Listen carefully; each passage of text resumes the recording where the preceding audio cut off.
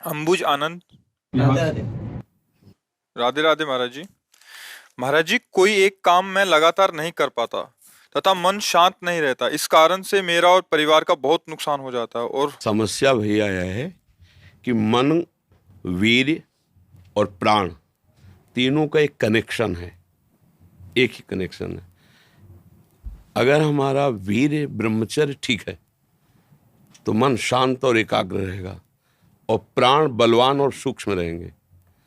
अगर वीर्य कमजोर हो गया तो मन चंचल अशांत और प्राण स्थूल और बलहीन हो जाएंगे। स्थूल, सूक्ष्म नहीं होंगे। अब हमको मेन पॉइंट पर सुधार करना है, चाहे गृहस्थ हो चाहे विरक्त। गृहस्थ के लिए भी एक संयम से बर्ताव करने के लिए कहा गया है, और अगर जब तक ब्याह नहीं हुआ तब तक तो और संयम से रहना ही चाहिए। अगर हम लोग वीर्य का महत्व समझने लगे, ब्रह्मचर्य का, तो हमारा जीवन काफी संकटों से निवृत्त हो सकता है। अध्यात्म शक्ति वीर्य से ही प्रकट होती है।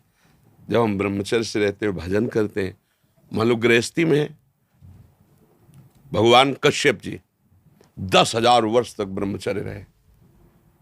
फिर उन्होंने माता विनता के गर्भ में, जानते हो कौन पैदा हो? भगवान गरुण जी पैदा हुए। कितने बलशाली, भगवान के वाहन, पूरे विश्व ब्रह्मांड को अपने एक पंखे में रख के उड़ सकते हैं। 10,000 वर्ष भजन किया तो फिर गरुण जी पैदा हुए। अगर गृहस्थी में भी है, संयम से रहकर भजन करके, फिर तो बुद्धिमान, ज्ञानवान, बलवान बालक पैदा होगा। मुझे लगता है ब्रह्मचर्य की तरफ से हमारे समाज की दृष्टि हटती चली जा रही है। मनोरंजन के भाव में वो ब्रह्मचर्य, इसलिए हमारा मन अशांत। बोलो अब इस समय आप यौवन अवस्था में हो, इस समय तो उत्साह रग रग में रहता है, नहीं, चेतना रग रग में रहती है। हम नए बच्चों को देखते हैं उत्साहहीन, मतलब जैसे डिप्रेशन में हो। चेहरा देखकर ऐसा लगता है जैसे परेशान हो। क्यों परेशान है? क्योंकि आंतरिक जो शक्ति सपोर्ट करने वाली है नहीं। अब मन जिस विचार में फंसा देता है, बिना मतलब फंसाए, कोई भय नहीं, वो भय दे रहा है। कोई शोक का कारण नहीं, वो शोक दे रहा है, चिंता दे रहा है। किसी भी कार्य को करो, इतना संशय पैदा कर रहा है, पता नहीं काम सफल होगा कि नहीं सफल होगा, कहीं ऐसा तो नहीं हो जाएगा, कहीं ऐसा तो, वो अशांत रखता है। और जब ब्रह्मचर्य, ऐसा कैसे हो सकता है? बल है ना, अध्यात्म बल, शारीरिक बल की बात नहीं कहते। ऐसा कैसे हो सकता है? यदि एक बार ऐसा हुआ तो 1000 बार मैं प्रयास करूंगा और इस पर विजय। वो मतलब जिद्दी स्वभाव, एक निष्ठा उसी से आती है, उसी से। ये जो संत महात्मा बड़े बड़े कष्टों को रौंद करके वो मेन पावर है। और हम लोग उससे, प्राण हमारे स्थूल हो गए, वासनात्मक, मन हमारा चंचल अशांत हो गया। क्यों? क्योंकि हमारा ब्रह्मचर्य ठीक नहीं है। अब उस पर किसी की दृष्टि नहीं जाती। अब ब्रह्मचर्य कैसे ठीक हो? हमारा संग ठीक नहीं, हमारा भोजन ठीक नहीं, हमारा दृश्य ठीक नहीं, हमारा श्रवण ठीक नहीं, गंदी बातें देखें, गंदी बातें सुने, गंदा विचार आए, गंदी क्रियाएं करें, फिर ब्रह्मचर्य कैसे रहा जा सकता है? अगर सुधार करो तो अभी बहुत बढ़िया समय है, कोई ज्यादा अवस्था तो हो नहीं गई। ब्रह्मचर्य का सुधार करो। हम सबसे कहते हैं व्यायाम करो। बिना शरीर को थकाए ब्रह्मचर्य को पचाया नहीं जा सकता। जैसे दंड बैठक, दौड़ भाग, व्यायाम किया, फिर आप भले गृहस्थ हो, फिर दिन भर कार्य करते रहो। 30 मिनट तो पूरे शरीर को ऐसा व्यायाम में रखो पसीना पसीना हो जाए। अब 8-10 बजे तक सो रहे हैं तो व्यायाम कब करें?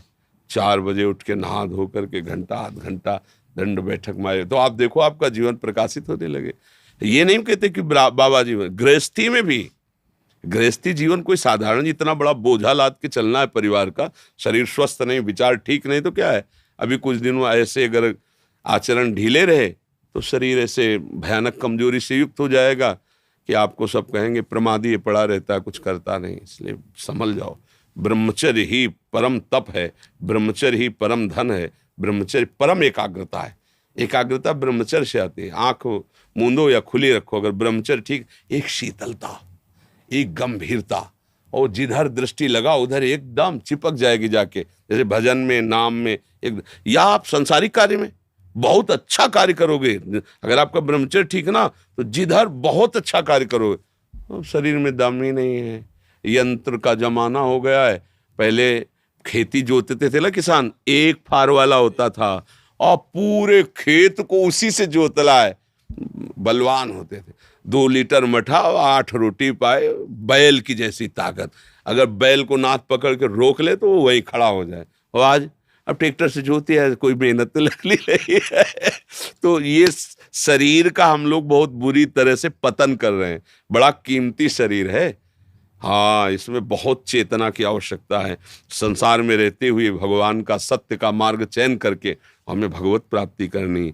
अरे कम से कम जितनी ऊंचाई पे आ गए उससे नीचे तो न जाए। सुअर कुत्ता तो न बनना पड़े, मनुष्य बन गए हैं तो ऊंचे चढ़े कि नीचे गिरे, पर यह ध्यान नहीं रहता। हम काम करने लगते हैं वही जहाँ नीचे गिरना है।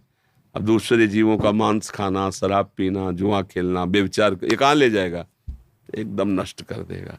तो जवान बच्चे हो, सावधान रहो, खान पान ठीक रखो, सावधानी पूर्वक चलो, ठीक है।